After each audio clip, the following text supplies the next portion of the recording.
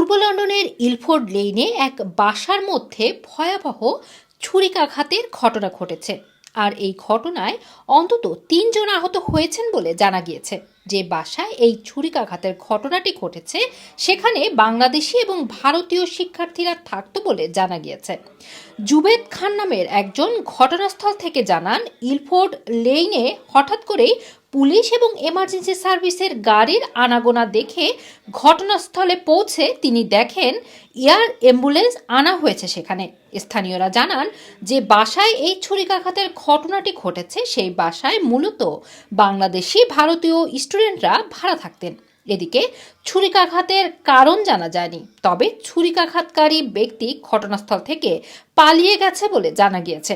এদিকে যে ৩ জন আহত হয়েছেন তাদের মধ্যে একজনের অবস্থা গুরুতর বলে জানা গেছে। অন্যদিকে এই ঘটনায় পুরো এলাকা কর্ডন করে রাখা হয়েছে। এয়ার অ্যাম্বুলেন্সের ল্যান্ডিং দেখে অনেক মানুষ ভয় পেয়ে যান বলে স্থানীয়দের সাথে কথা বলে জানা গিয়েছে। রুমানা রাখি, রানার টিভি, লন্ডন।